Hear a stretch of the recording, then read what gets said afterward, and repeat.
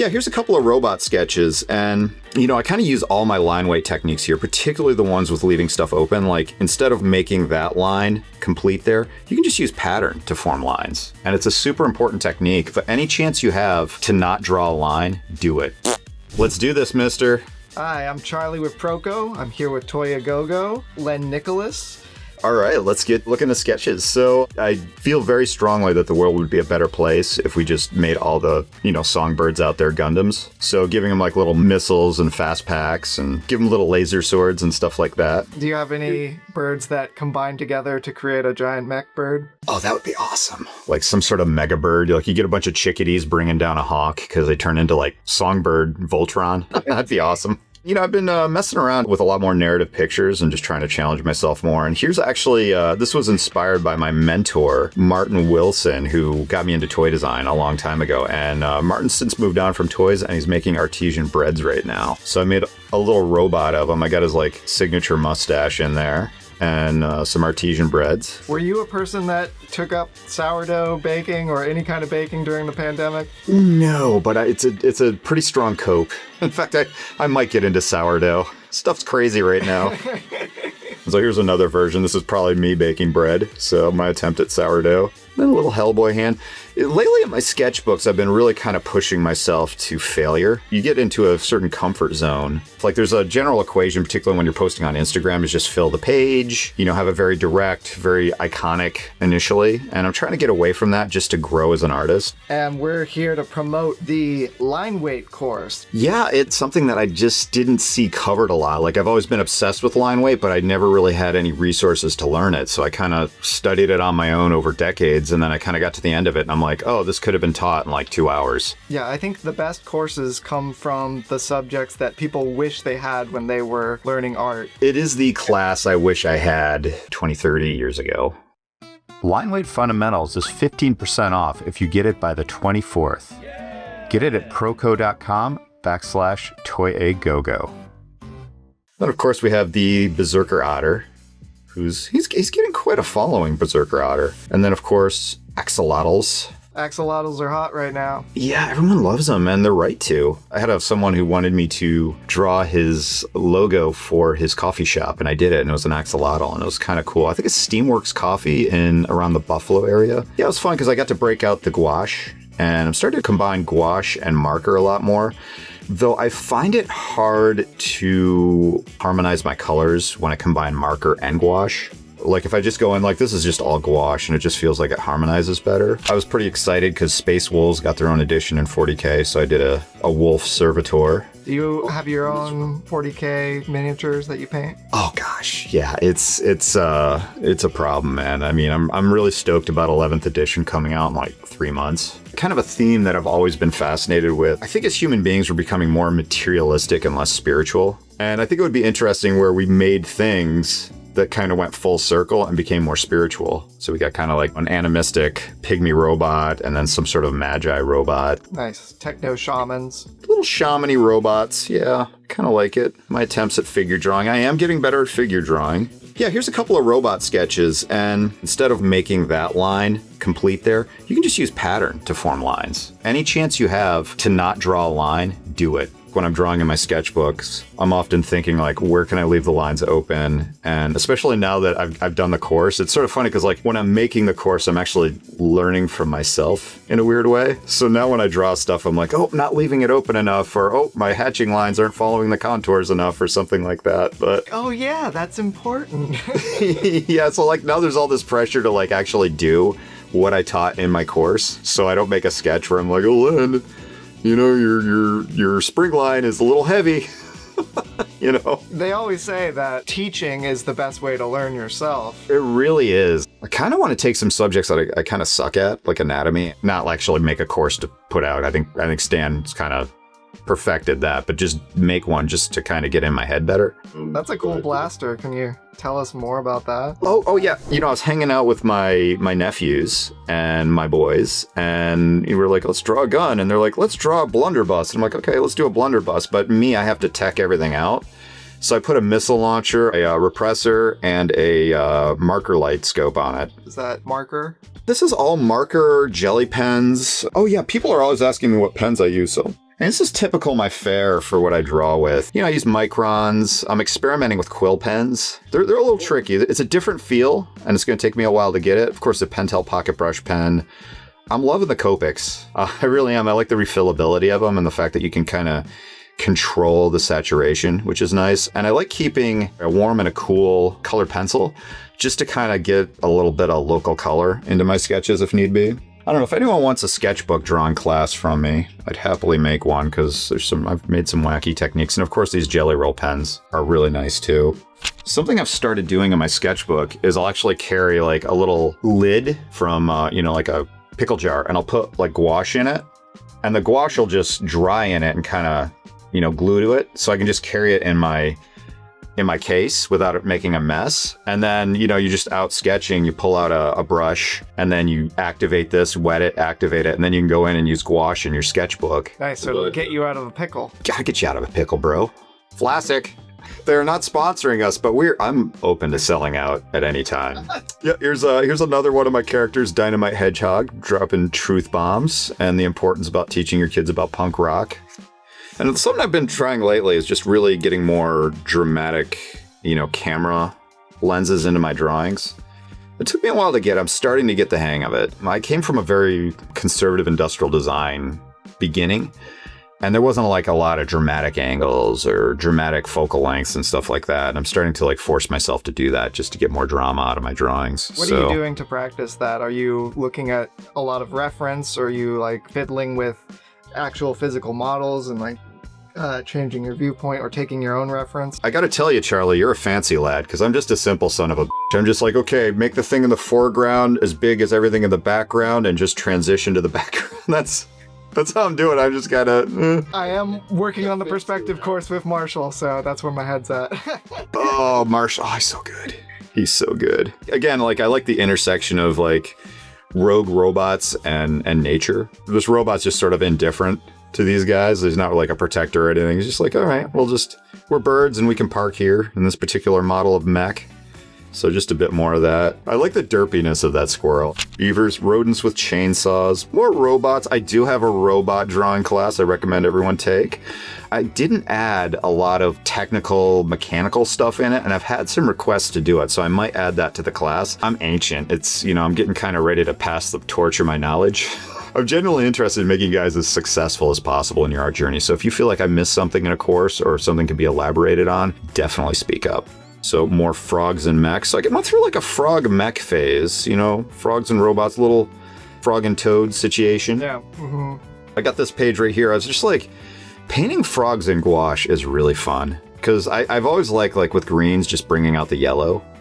And then I like, adding the warms to the bottom of this. He's a kisser, you can tell. He's got his own booth. More attempts at figure drawing. This is a failed drawing that I did in a live stream. Just totally went to crap. Oh, yeah, I do a live stream every Sunday. Another plug. But again, more frogs. I like the idea of like, I don't know, he's like kind of like this Eurotrash frog. My white trash redneck tendencies. I'm like, this is what I think Eurotrash is. What are some tips you'd have for character designy kind of stuff like that? I like having a backstory, or at the very least, a tone that I'm trying to convey with the character. What world developed this character, and how does he interact with the environment and world he's currently in? But yeah, here's Waddles. I'm gonna do another one of them dressed up like a cop for my cop buddies. Yeah, if you guys ever want to like legally and kind of safely badmouth cops, take up Brazilian Jiu-Jitsu. The stuff I say is... Another Mega Man. I like messing around with big black shapes and like having, losing and finding your edges is so important in drawing. And even with line weight, I mean, going back to my line weight class, the idea of opening your lines so those edges disappear is very important. You can't always have 100% closed lines or 100% open lines. I really like the Terminator vibes of that Mega Man. Terminator. Remember when that used to be fiction? Oh, Skynet, please be kind to us. Be benevolent, or at least, indifferent. So this was my buddy's idea. I did this zombie Mario for some reason. And my buddy's like, you should do a version of Mario with the cordyceps virus. And then, of course, Silk Song came out. Sometimes when I get excited about video games, and I've been like this ever since I was like 6 years old, if I get excited about a toy or a video game or a movie, I'll draw it. And not much has changed. Here's my end of summer sketch. It's like, uh-oh, just chilling, and then uh-oh, fall leaf right there. We're screwed. It's always nice to survive a winter, another berserker otter. It's sort of funny, like if I don't draw a character often, I often like lose its proportions. And I'm like, yeah, its proportions are a little off. Do you ever do like character turnarounds? For work, yeah. Yeah, my clients are always having me do turns. Inky Pen asked me, when you're stuck, how do you find motivation? There's a lot of things that can stick you as an artist, and how do you find motivation? I don't think, you can't really wait for motivation. I think you choose and resolve to move forward. More often than not, especially now, like a lot of artists are really having their confidence dinged from all that's going on, and you sort of just have to make the choice just to practice and move forward, do the work in the absence of confidence or motivation. That's just part of dedication to craft. Learn to proceed without motivation and you'll grow much more. Motivation comes. I don't know about you, but it's not, sometimes it's there all the time, sometimes not. Sometimes I'm tired, sometimes I got a lot going on or going through stuff, but keep trucking along. So here's more Tricks War rabbits. Yeah, if people want to see more of the Tricks War, we covered that pretty extensively in the Lightbox video. We saw the full spectrum of that folly. I did this one for Inktober, I think this year. The theme was crown, and I'm like, I'm like, a tooth crown. And I'm like, I'll do a tooth. The title of king comes with dental bills or something like that. So I like Inktober because it really pops you out of your comfort zone. It's nice to have prompts thrust upon you that you normally wouldn't have considered. Yeah, I agree. Here's a tweaking rabbit. Again, if it's cute and fuzzy, give it guns. I think this one was Trunks. I did Tree Trunks from Adventure Time. And I like this drawing. No one liked it, but it's Raggedy Ann. Actually, classic toy from, I don't know when it first came out, but we had it when I was a kid, back in the 70s and 80s. I think the actual real-life Annabelle doll is a Raggedy Ann doll. Oh, is it? Yeah. Wow. Do another sketchbook here. So yeah, I beat the hell out of these things. This is the one I brought to Lightbox. And I think there's the one with Marshall, so we'll just go past Marshall. Here's me flying home, super inspired and like really happy that I got to meet Doug Chang and make a total ass out of myself. So that was awesome. Again, trying to get more angular and more theatric. Oh, and I got COVID on my flight home. I was sitting next to a guy that was literally like dying and hacking right next to me. And I'm like, I don't know, you just put a mask on? You mind I got COVID for the 4th time, and this is every time I get COVID, I draw a COVID bot. People can be animals. Yeah, this guy, I don't know why you wouldn't put that on, but yeah, more stuff from the Pokemon Wars. I gotta do more of that. And drawing robot heads. Sometimes it's like, it's sort of funny when you have a sketchbook, you don't always have the option of iteration, but sometimes I like to draw robot helmets day after day, and eventually you get one that's like really good. And notice how I kind of left that line open. I kind of use the shadow edge and this line, and your eye just completes that line. Highly recommend utilizing that as much as you can in your drawings in terms of line weight. Any opportunity where you can not draw a line, don't draw a line. You'd be surprised. That's sort of where the magic is. I use Bill Watterson as an example of that technique in line weight, and I kind of break it down a bit just to encourage people to open up their lines. But I really like that sketch. Some days you have more energy to create than others. Sometimes you make bad sketches, but that's the whole point of it. I talk about this technique a lot in my robot class, how to kind of push and pull planes to get like really sculptural stuff. You can go nuts with it. Do you have any tricks for if you're busy and you just feel like it's so difficult to sit down and actually sketch? How do you convince yourself to actually do it? I probably have OCD, honestly, and I think it kind of stacks on my art. I'm just kind of compelled, But I think you do really need to make the choice, and it really is a choice to commit to drawing a certain amount every day. And then, of course, making your lifestyle and environment conform to that. Now, I have, a teenage daughter and kids, and, they demand time from me, particularly when I normally draw. So I've kind of had to shift my drawing schedule and stuff like that so I can be, the world's most average dad. I often theorize that there's like a world's greatest dad quickening, like from Highlander. There can be only one world's greatest dad. Guys, come on, everybody, do the mistletoe challenge with me this Christmas. Right now we're doing the March of Robots challenge. We got some good entries, man. I'm pretty stoked to get into them. So yeah, here's I kind of mess around with world building. Here is something with character design. Here's a character I designed for a story that I'm kind of messing around with. The thing is he's got robot eyes. It's like, how expressive could they be? So I did a study of just making them expressive and how I changed the weathering on his head. the rust weathering to kind of conform to the emotion that I wanted to feel. That's a good cheat. Yeah, there's a lot of stuff like with robots. You're like, okay, how can I make this guy expressive? Because he's like a solid, hard object. You can do a lot with bad draftsmanship and inconsistent drawing of the character. So something I'm messing around with, but I kind of like this world. It's a lot of fun. Yeah, here's more of him kind of messing around in that world. Oh, of course. Oh, I love this guy. He's just like a little fungi charging at you. And of course, the LA fires. Holy hell, those LA fires were nasty, dude. There he is again with stolen merch. Are you thinking about outlining an actual comic, or are you writing a script or anything like that? I don't know. I think doing a comic would be ridiculous, but whoop, how'd that get there? All right, never mind. Gotta do something, man. The economy's crap. But yeah, it's sort of funny because when I switch to like a comic book page, my inking style changes then from what it is in my sketchbook. And I like how I ink in my sketchbook better than I do on those pages. So I'm kind of trying to find how the feel, again, going back, like the character of your line dictates your drawing as much as anything. So choosing how I'm going to approach my lines, not just from a line weight standpoint, but also from a character standpoint, is something that I'm trying to figure out. But I like the feel of this, and with that page I showed you, I'm using a lot of templates and stuff, and I just don't like it. So I think I'm going to freehand most of the stuff in there. Here's a captain of a ship. I have a place in Cape Vincent, New York, and there's this ferry called Horns Ferry, and I modeled this after the captain who actually just passed away recently. So I was very sad. It's a cool commemoration. Yeah, it's just, pull from what you know. Yeah, Union marmots. It's local 487, help you build a dam. More Magi robots. I really like sculpting in 2D. And again, I teach it in my robot course because I see like when people draw something mechanical, it's very stiff and there's not a lot of surface consideration. So it's something that I address. In my courses, I really try to address those things I don't see being done or being taught. But the Gundam houses, I love the idea of like a wrecked Gundam and then people just turning it into a house. What's your approach for making a robot feel less stiff? Gesture. That's something I need to add to my robot class, actually, is you got to have the big parts, the big gesture, the big parts done first. Because what a lot of people do is when they draw robots, particularly with my students, actually everybody, and me too, I fall into this trap all the time, is you draw a robot and you get inundated with the details of it.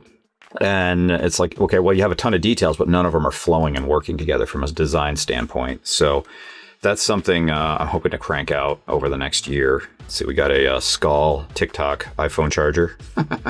More mecha mice. Oh, I love like taking like a mushroom guy and then turning his top of his head into a grenade. I don't know why I'm like that. It's just like, okay, let's give everything a minigun or turn it into a grenade, or take robots and turn them like animistic or something. Like here's like an animistic spooky kid robot. Yeah, weaponry in nature is your number one. It's my go-to. Yeah, people are like, what do you do when you're stuck? I give it a minigun. Give it a bazooka. But here's another failed sketch. Oh, well. What was failed about that sketch?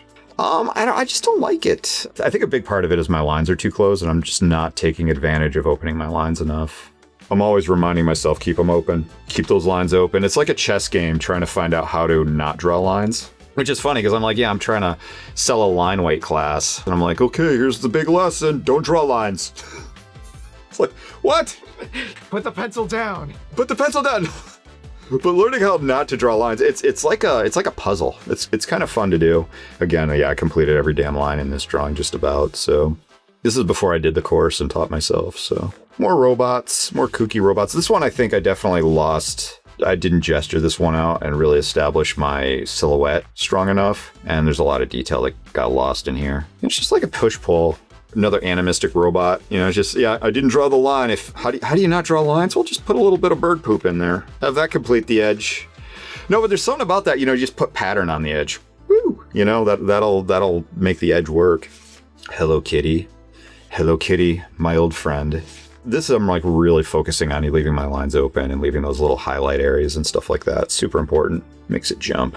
Yeah, I got to get my comics to where I think I'm just going to freehand draw everything. Because I do talk about that like character of line, like I call it like hand straight, where you're trying to draw a line just with your hand, and then ruler straight, where it's like perfect. And if you look at them, they have different character. They convey different things. As your taste develops, as you get more cognizant of your style, you'll pick and choose which line to use when. Here's another animistic robot. He's got like a little socket where his ding dong is. He's the Goonerbot 5000. And then, of course, being a Duke fan. And oh yeah, I did this a year ago. March Madness, baby.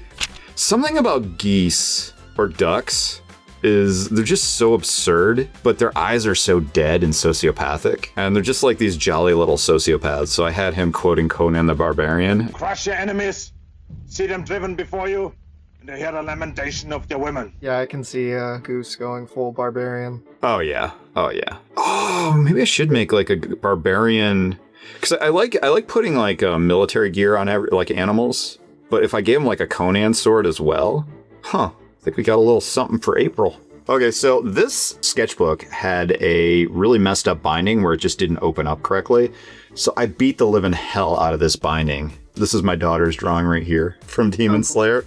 Yeah, me and my daughter at night, we just hang out and we just watch anime. It's awesome. So more axolotls. I see Skelly. I had to mech up Skelly. It drives me nuts because his eyes aren't symmetrical. Stan probably looks at it and he's like, what the hell, Len? You can't get the eyes symmetrical. I looked at him, I'm like, that is a big damn eye. I mean, if any character would have asymmetrical eyes, Skelly is a good candidate for it. Skelly's an interesting character, I gotta tell you. So I do a lot of drawing in church. So I be drawing the pastor and I'll take little notes, more war bunnies. I think this is the one where I went over the edge with it. I think I went a little too crazy, but... I like the framing with the sun there. Oh, right there? Yeah. Yeah, I do talk about eye traps in my line weight course. One big eye trap is the circle. And if you just have a circle just kind of floating out here, your eye's just going to get stuck in that circle. But if you break it somehow, like Batman does it all the time. Like every time they show the moon, there's like bats breaking the edge of the circle. Or you can just put it behind something, but just avoiding the circle is just like one of those big eye traps to avoid. Or you can just open your lines. Who'da thunk it? Who would have thunk it? Okay, so here's where I went over the edge. The idea is in the tricks commercials, the kids are like, silly rabbit, tricks are for kids. and I'm like, these kids are being a-holes. Just let the friggin' rabbit have the tricks. And we're like, what if kids know that if you give tricks to rabbits, it turns them into these insane, tweaked out, hyper multiplying creatures? It's the beginning of the end. It's the beginning of the end. So you got these tweaked out rabbits that are just high on tricks. It's pretty much like tricks to them. They metabolize it into meth. And actually one post I ground up a bunch of Trix cereal, put it on the table like in Scarface. It's just a big pile of drugs. Say hello to my little friend. My little friend, you got this burnout rabbit. Coming from an industrial design background, when I'm doing industrial design work and I'm thinking about solving problems, meeting needs, making things in a sensible, functional, understandable, approachable, well-designed way. When I'm doing something like this, I like my designs to be absurd and completely impractical. He just made himself ridiculously big arms so he could better pet cats. That's it. That's it. Living the dream, yeah. Understand good design, so for narrative and fun purposes, you can do really bad design. Because bad design is hilarious. And then here I am in church, but as an exercise one day, I was sitting right over here. And I'm like, okay, I'll draw the pastor, but from a different angle than when I'm seeing him. It was kind of a fun exercise. I'd recommend it. I've never done that before, but it was a good time. It's really creepy proportions. So Gundamizing Pokemon is not the easiest thing, but it was fun busting out the markers. I'm really loving the Copics. I would really like this to actually be a physical toy. Oh yeah. Yeah, it's I know the Pokemon team over at Jazzwares, and they have seen these, so hopefully they make something with them. But and then of course, I got to jump on the trends. Got a whore to the algorithm. Both these robots are saying 6, 7 in binary. The whole 6, 7 thing, it was kind of fun. But I think when a 49-year-old man embraces a kid's fad, it kind of kills it. Yeah, Stan's son was talking about Dad, 6, 7's out. Yeah. It's sort of funny because it's on the downside, if you embrace these annoying kids trends, you kill them, and that's a bummer. But on the plus side, if you embrace your kids' trends, you kill them. So, you have that power. You hold that power. I've been messing around with Copic markers and just trying to get my colors to vibrate. I kind of did it here. Getting a color palette to harmonize that you're not mixing yourself, I find really difficult. Oh, and here's another pro tip. So when you're drawing a robot or something where you have the bounce light, just go in there with a, warm color pencil. You just throw a little warmth in there, and then I like throwing a little cool edge lighting on the side too. With these jelly pens, you can actually apply marker over them. So you can kind of push and pull their values so you're not stuck with that extreme white all the time, which can be a bit much. And then here's my annual mistletoe. So guys, do the mistletoe challenge this December. It's fun. There's some great ideas. So you do March of the Robots, you do Inktober, you do Mistletoe Challenge. Any other challenges that you've participated in? I've done Mermaid, and I think they banned me from it because I did a merman. It was the inverse of a mermaid. It's a tragedy. It takes all kinds. Something that's interesting is like drawing blue with a translucent medium on a yellow page is difficult because it really grays out the blue, so you have to hypersaturate it. So I've been kind of playing with the color and how to do it, and it's been forcing me to do things that I'm not always gutsy with. So there's my party New Year's guy right there. And yeah, just another animistic robot. You know, I have this theory, like, you know, if the robots come in and they like eliminate us all, and then they evolve over like millions of years and become enlightened, and then like find an appreciation for life. And then they kind of look at our skulls like, whoops. They have gone too far in some places. So I don't know if you saw my anti-AI cartoons. I'm not like super anti-AI. I think there's really great applications for it, but I think the way it's being rolled out is insane. My biggest concern about AI is just mainly from, we're essentially rewriting the social contract very quickly and very dramatically. And I think that's dangerous. So that's just me. But here's like a city where all the robots live in my little story. Like a lot of my designs are very metaphoric. So you had like this very powerful robot, and instead of utilizing it for something greater, they just cored it out and kind of exploited it and turned it into kind of a garish overhive. Kind of a metaphor for human beings where we have a tendency to, I think, use our resources without really a strong, long view. You know, I was looking at John Fry's work, and I really like the way he draws and leaves his lines open. So I did a couple of airships that kind of fall into his style. And if you guys have ever met John, really great guy. And another, for some reason, I could not do a Squirtle mech. It took me like multiple tries. I was just doing everything wrong. Like I wasn't drawing like the whole silhouette. I was getting stuck in the details too quickly. And then this one's a little bit better. I was looking at Gundams and like how the pilots come out. And apparently they come out of the chest. And then here's another guy. I got my electric bill. My wife's like, been really working hard to like cut back on our electric usage and our utilities. And we did it. We used less and we were really good about cutting back, and it still went up 20%. So I made a cartoon about data centers. And I have a Patreon supporter, Connor. I'll give you a shout out. Really good dude. He's in England, and he encouraged me to do a cyborg Darth Vader. So I'm like, well, he's kind of already a cyborg, but let's just play it up. So I'm like, just push it to that nth degree. So I like hooked all these crazy wires to him and stuff like that. I was gonna put like a Valvoline logo in there, but it didn't quite work out.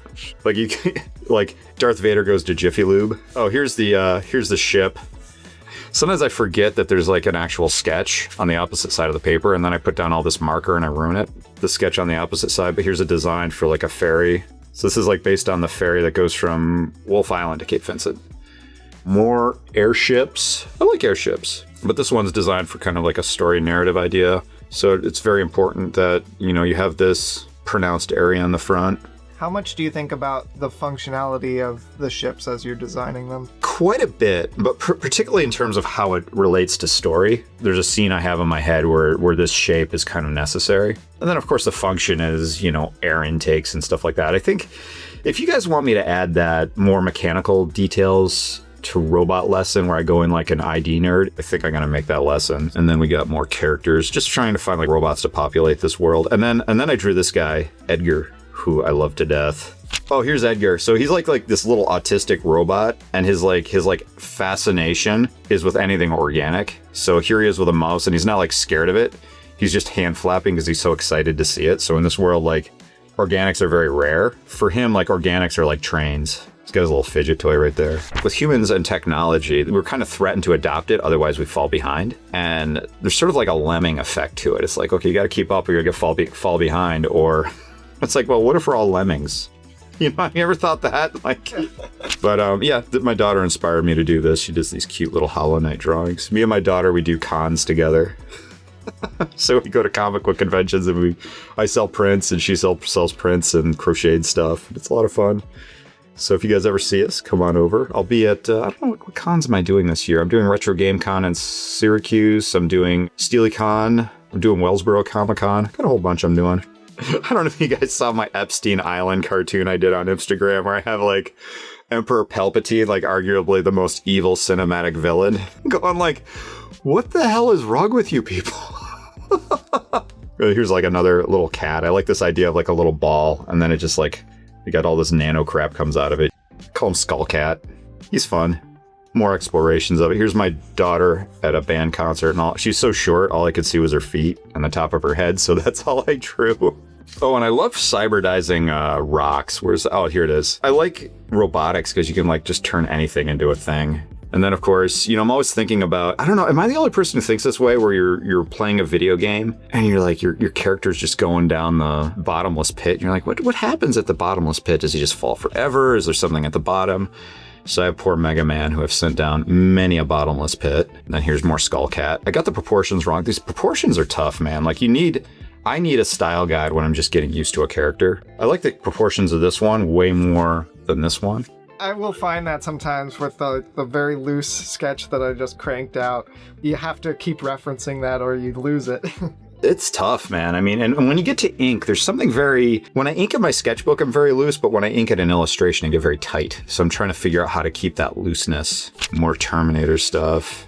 Attempts to draw people. And then here's like my main character. And here's where I was messing around with, stronger focal length. So, how I kind of do it is I just choose like this limb to be bigger than the stuff behind it. And then I kind of proportion everything behind it similarly. And then this hand, I kind of expanded the size of that as well. So I just kind of cheat that kind of fisheye feel to it. I've been really into Akira lately. So I've been like doing studies out of the Akira graphic novel. But yeah, and there's just another character, kind of a second in command of that one ship, feeding little grubbies. Then we got Gur. Oh, the voice of Gur actually liked this. He gave that a like. I was like, ooh. I'm still a fanboy. And then another attempt at drawing, kids with huge whomping mechanical limbs. This is kind of a boring limb. I think it needs more stuff on it, but have good days and bad days. And then here's something I drew for my live cast last Sunday, and I think we're at the end. Oh yeah, some character studies, just trying to get the proportions right. But yeah, so that's my latest and greatest sketchbook tour. The course is called Line Weight Fundamentals. It goes over, your basic line weight. I have a 3-line weight method. If you take my robot course, it's similar to that. And then we go into character of line, which is something that people miss with line weight. Is it's not just the weight of the line, but also the type of line that you use that adds to the character of the drawing. Hatching, of course. The lesson that I'm most proud of is the one where we talk about leaving your lines open. When you learn to leave your lines open, that's when your drawings start to look magical. Lots of demos. I encourage everyone to do it. I think it's a must-have course. So, have at it. I'm pretty enthusiastic about it. And yeah, love to see what you guys think of it. Line Weight Fundamentals is 15% off if you get it by the 24th. Get it at proko.com/Toyagogo.